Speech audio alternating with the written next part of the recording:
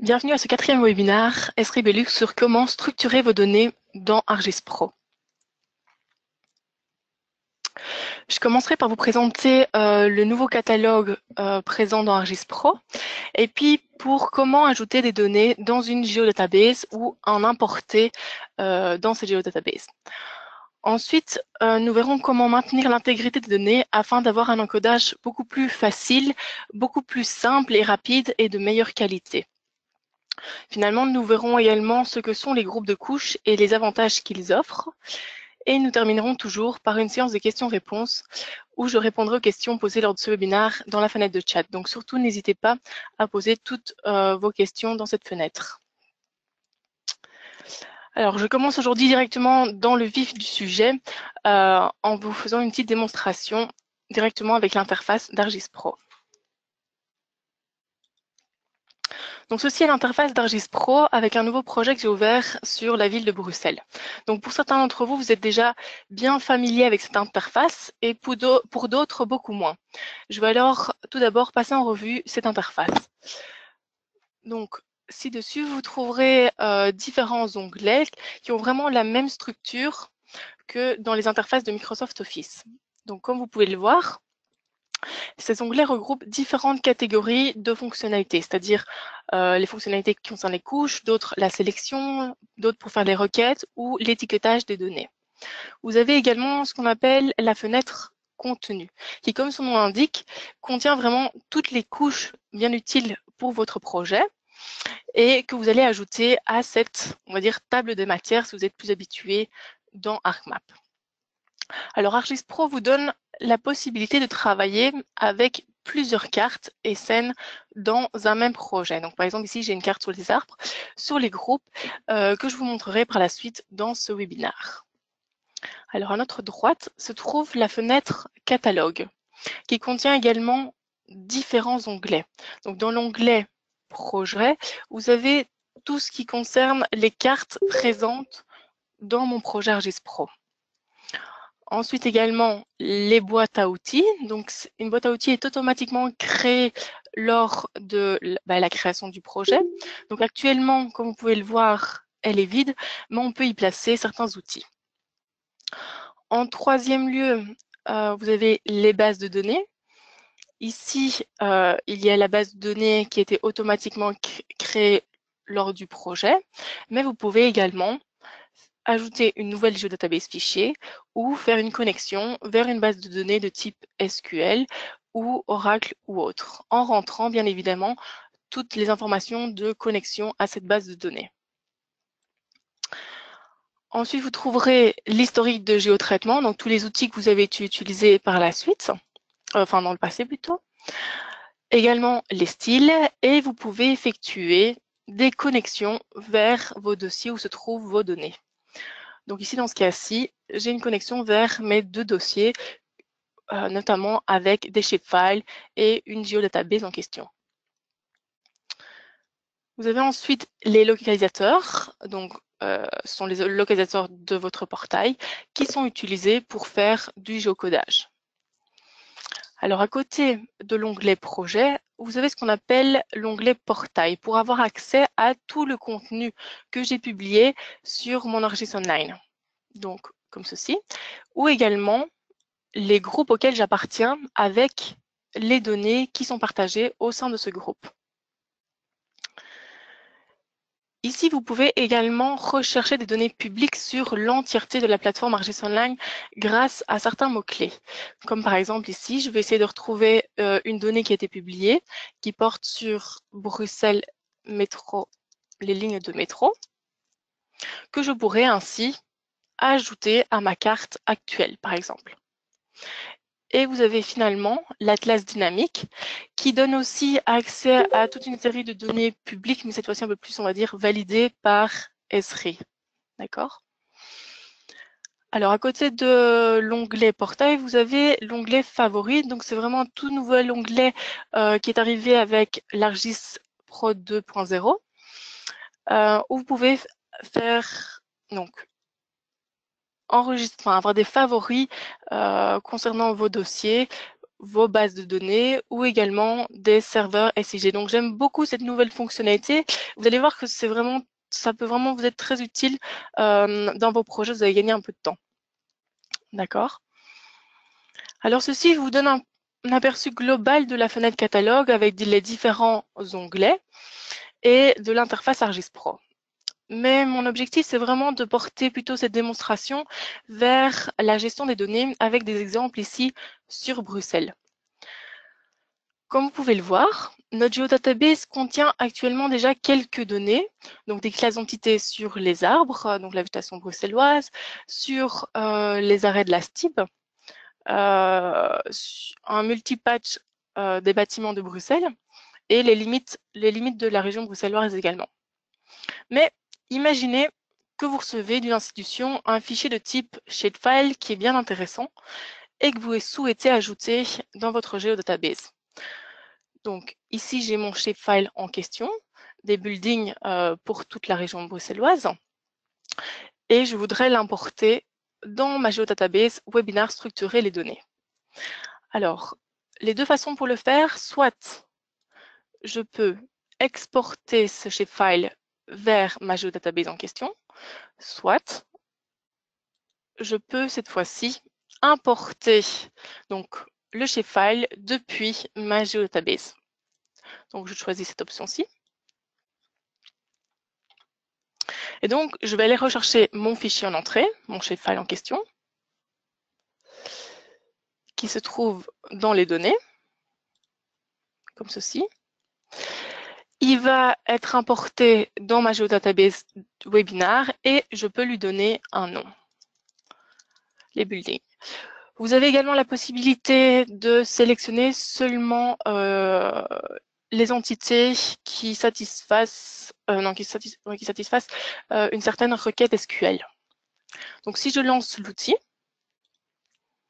vous allez voir que en quelques petites secondes, j'aurai bien mon shapefile en question qui a été importé dans ma géodatabase et qui s'appelle désormais building. Parfait.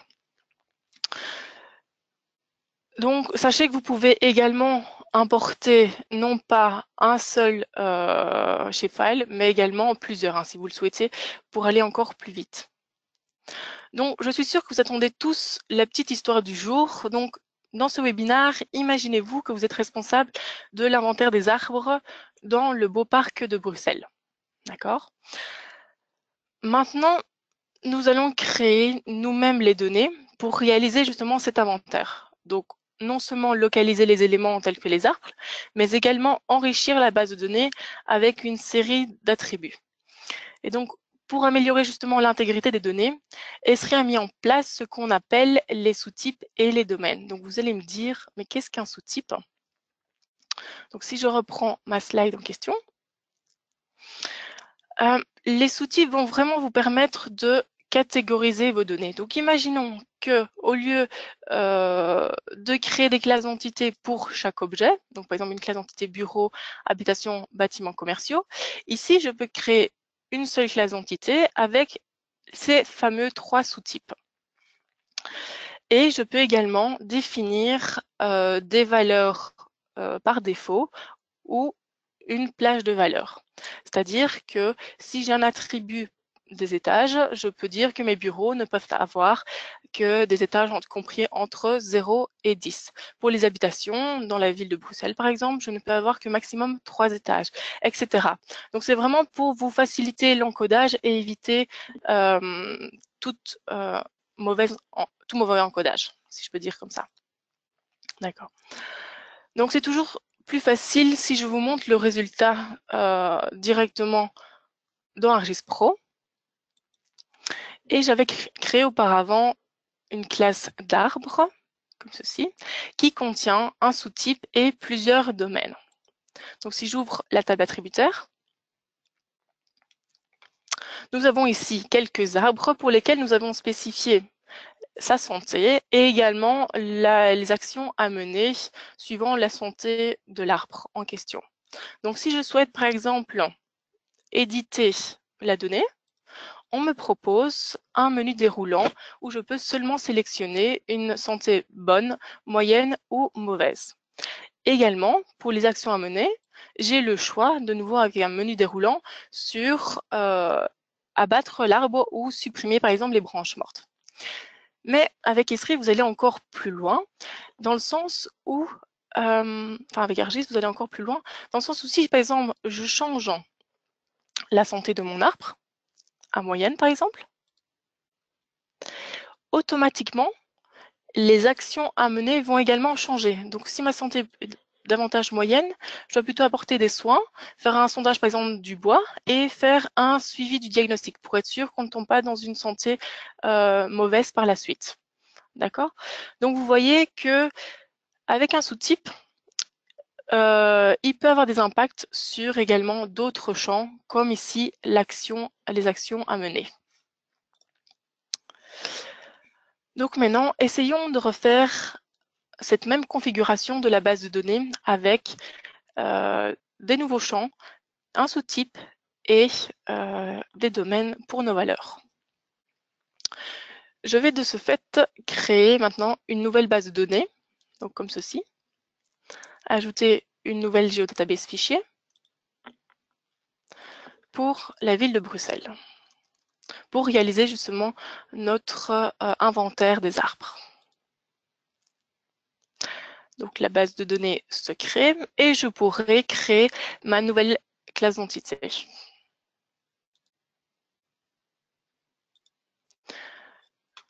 Pour les arbres, de type une géométrie de type ligne, point, pardon, excusez-moi. Point, donc vous avez vraiment le choix, polygone, point, polyligne, etc. Et en Web Mercator. Donc si je lance l'outil, je vais avoir de ce fait une nouvelle classe d'entité arbre qui va se créer dans ma géodatabase de Bruxelles. Ce qui est bien le cas. Donc maintenant, je vais construire ma base de données en ajoutant de nouveaux champs. Donc rappelez-vous que si je sélectionne une couche dans dans le contenu, comme on appelle dans ArcGIS Pro, les menus vont légèrement changer suivant les données que vous allez utiliser. Donc, imaginons que vous travaillez avec des rasters. Par exemple, vous allez seulement avoir les outils pour gérer les rasters. Donc, dans ce cas-ci, j'ai un vecteur et je pourrais facilement ajouter des champs à cette base de données. Dans ce cas-ci, donc, on va reproduire le même fichier que les arbres et ajouter la santé des arbres. Alors, une petite précision, quand vous créez vos sous-types, ils doivent toujours être de type entier. Donc, toujours être court ou bien long. Je vais créer également un deuxième champ, les actions, que je pourrais rappeler dans les alias les actions à mener. Et ici, une type de données texte. 255 caractères me suffisent entièrement. Donc voilà, aussi simple que ça, j'ai créé mes champs dans la classe entité des arbres.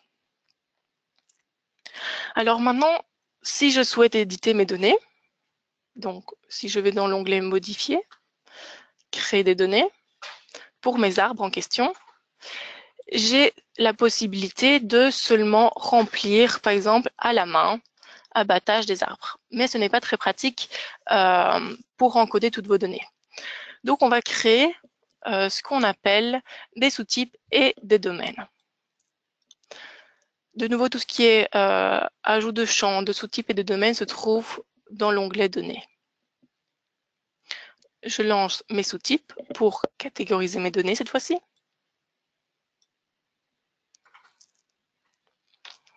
Et ce que je vais faire, c'est que je vais définir le champ santé comme un champ qui va porter le sous-type. Voilà. Et je vais définir les valeurs par défaut pour ma santé. Donc, on a une santé bonne.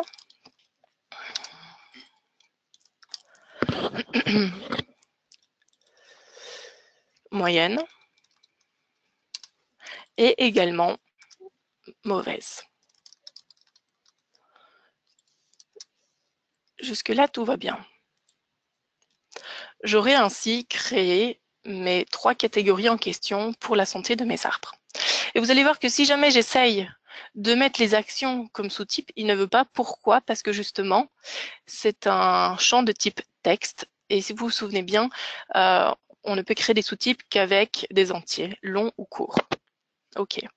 Donc là maintenant, j'aurai bien une catégorie pour ma santé. Mais ce que je souhaiterais également faire, c'est également définir une plage de valeurs précodées pour chacune de ces catégories. Je vais alors lancer ce qu'on appelle les domaines. Dans ce cas-ci, je vais créer un domaine pour ma santé moyenne. Donc, je donne une description, santé moyenne des arbres. Et vous voyez bien que j'ai un domaine de valeur précodé, mais je peux très bien avoir un domaine de plage de valeur. Donc, par exemple, je pourrais seulement rentrer des étages de 0 à 10, par exemple, ou de 0 à 3. Dans ce cas-ci, je suis bien un domaine de valeur précodé. Alors, ma santé moyenne des arbres peut être seulement comme action, j'apporte des soins. Je peux réaliser un sondage de l'arbre, du bois. En 3, je vais faire un suivi du diagnostic. Comme ceci.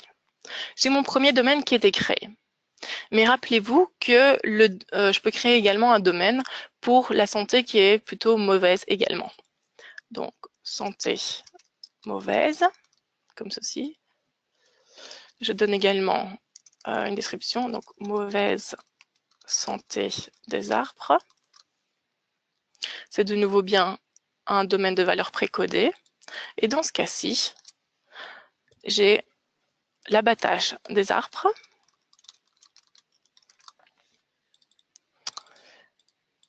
Et également la suppression des branches mortes.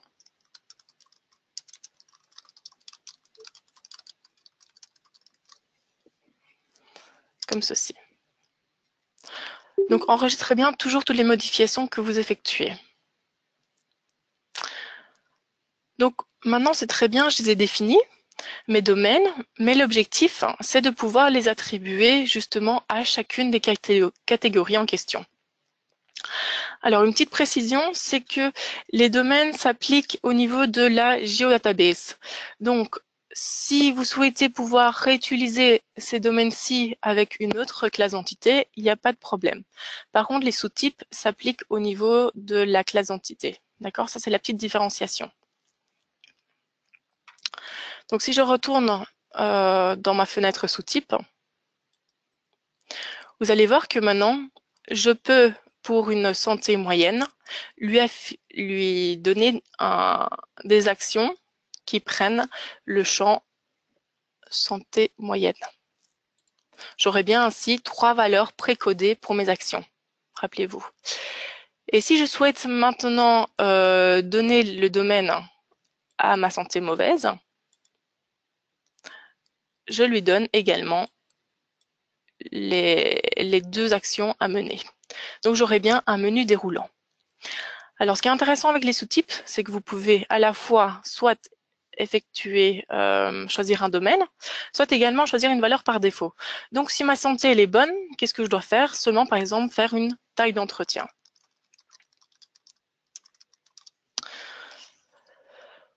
Donc comme ceci. Maintenant je suis prêt à pouvoir éditer mes données de façon beaucoup plus rapide et en évitant tout type d'erreur.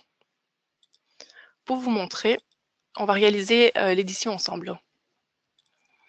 Donc, si je relance l'édition pour éditer mes arbres, j'aurai maintenant bien, si la santé elle est bonne, les actions à mener seront, la valeur par défaut est d'office la taille d'entretien.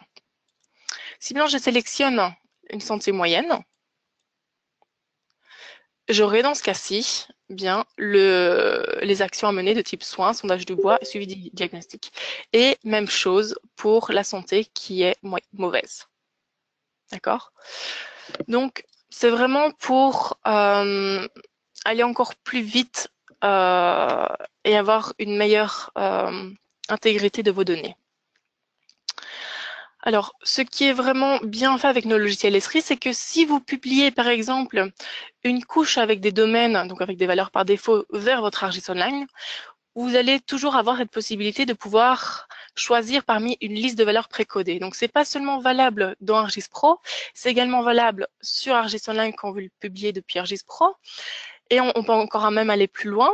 Une fois que c'est sur ArcGIS Online, vous pouvez très bien l'utiliser, par exemple, dans Collector et avoir à nouveau cette liste de valeurs précodées pour vous faciliter la tâche. Voilà, donc ça c'était pour les sous-types et les domaines.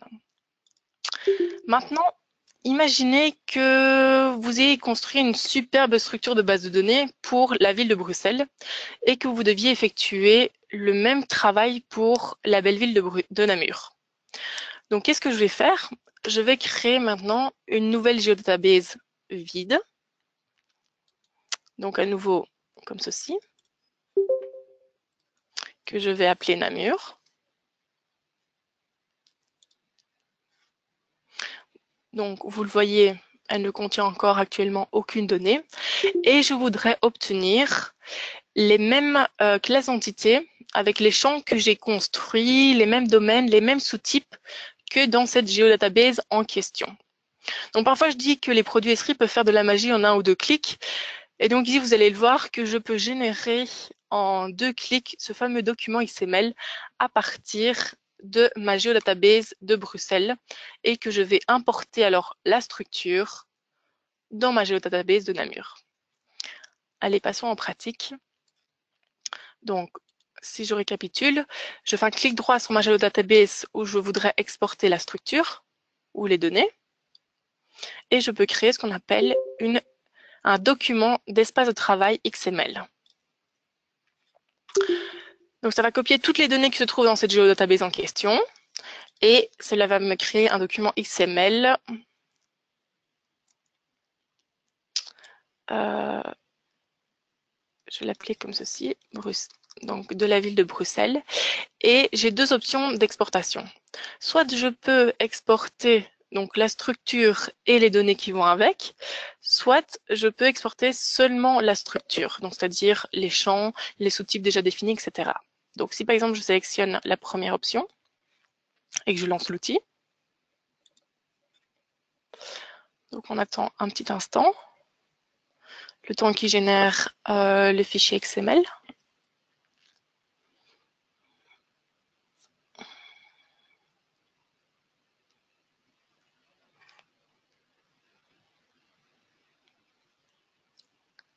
Il est un peu plus lent que d'habitude, mais ne vous inquiétez pas. On progresse, on progresse. Voilà, terminé. Donc si je repasse dans le mode catalogue, enfin dans le panneau catalogue, je vais voir en question mon fichier XML qui contient toutes mes données de cette géodatabase en question. Une fois que ça c'est fait, vous pouvez alors importer cet XML-là dans la nouvelle géodatabase de Namur. Donc, je vais clic droit importer un document d'espace de travail XML. Et je vais aller rechercher le fichier XML en question. Je l'avais mis ici, comme ceci.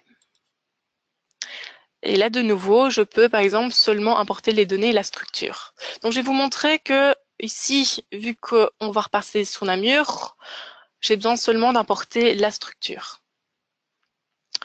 des données et je lance. Donc, qu'est-ce que cela a fait? Cela a fait que si maintenant j'ouvre, attendez, je vais faire un refresh. Si j'ouvre ma géodatabase en question, j'ai bien les mêmes classes d'entités que la géodatabase de Bruxelles avec les données des arbres, des buildings, etc. Mais par exemple, maintenant, si je l'ouvre avec le tableau attributaire, j'ai bien mon champ santé et les actions à mener, et la table est bien vide que je pourrais alors créer de nouvelles données pour cette fois-ci la ville de Namur. Alors maintenant passons à la deuxième partie de cette démonstration qui porte davantage sur ce qu'on appelle les groupes de couches. Donc c'est souvent aussi sous-utilisé, on a remarqué ceci. Et donc je voulais vous montrer que en quelques clics, vous pouvez également réaliser vos groupes de couches. Donc quel est l'objectif? C'est par exemple, je vous montre le résultat. J'ai ici mes lignes de métro et les arrêts de la STIB. Et si je dézoome, ces données-ci ne sera plus visible et apparaîtra seulement, par exemple, les communes en question pour savoir où je me situe. Donc, c'est toujours bien pratique pour gérer vos données, on va dire, dans la fenêtre catalogue, dans la fenêtre contenu, et également pour afficher ce qu'on appelle des différences d'échelle de visibilité. Donc ici, si je zoome, les communes disparaissent, et si je dézoome, les communes réapparaissent. D'accord? Donc ça également, vous pouvez réaliser le même principe avec ArcGIS Online lors de la publication. Donc comment les construire, ces fameux groupes de couches? Donc si je repasse dans mon autre carte, ici j'ai bien toutes mes couches en question. Et si je clique sur ma carte, je peux créer un nouveau groupe de couches que je vais appeler dans ce cas-ci d'abord local. Comme ceci. Et je pourrais sélectionner toutes les couches en question que je veux mettre dans ce groupe et le glisser dans le groupe de couches locales. Voilà. Je peux faire également le même principe pour un groupe de couches que je vais appeler global dans ce cas-ci. Donc on attend un petit instant que la fenêtre s'ouvre. Voilà, pardon. Voilà. Et je vais l'appeler global. J'avais été trop vite, j'ai ajouté un groupe de couches en plus. Donc, de nouveau, je peux disposer comme je le souhaite mes groupes de couches. Local, il contient déjà des données. Mais par contre, vous voyez que global, je vais encore mettre la couche des communes dedans. Voilà, comme ceci. Et je vais activer la couche en question. Alors maintenant, ce qui est vraiment intéressant avec ces groupes de couches, c'est que en sélectionnant seulement le groupe, si vous allez maintenant par exemple dans Apparence, vous pouvez modifier l'apparence de ce groupe de couches, donc par exemple la transparence de l'entièreté des couches qui sont comprises dans le groupe en question. Et également afficher, définir les plages de visibilité. Donc par exemple, si je veux que, si je dézoome à un niveau plus global, que ces couches disparaissent, je vais comme ceci appliquer une échelle de visibilité. Et donc, si je dézoome, j'aurai bien les communes qui apparaissent. Et si je zoome en question, j'aurai bien les couches de local qui vont apparaître. Maintenant, je vais aussi également appliquer de la visibilité sur mon groupe de couches global. Comme ceci. Attendez, je reviens au même zoom. 94 000, voilà. Donc ça, c'était la limite entre le groupe local et le groupe global.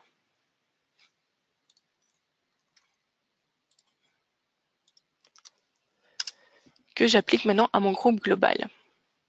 Donc on regarde si tout fonctionne correctement. J'ai bien mes communes et si je zoome, j'ai bien seulement les couches dans le local. Donc ça, c'était les petits éléments qu'on voulait vous montrer pour tout ce qui concerne les groupes de couches.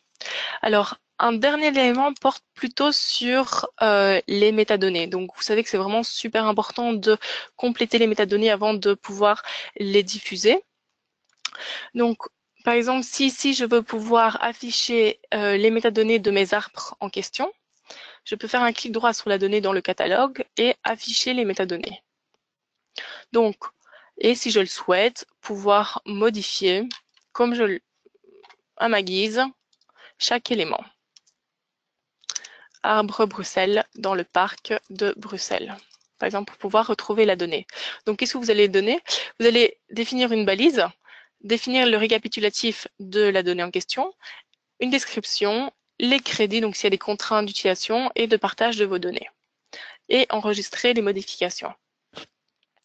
Donc maintenant, avec tout ce qui est les directives Inspire et autres, vous pouvez, si vous le souhaitez, changer la visualisation, on va dire, de vos métadonnées pour qu'elles correspondent, par exemple, à la directive Inspire. Comment le changer? Vous pouvez aller directement dans les options du projet, donc comme ceci, projet, options, et là, vous avez ce qu'on appelle les métadonnées. Et vous pouvez changer le style de métadonnées. Donc ici, j'avais juste la description de l'élément, donc c'est une description très basique.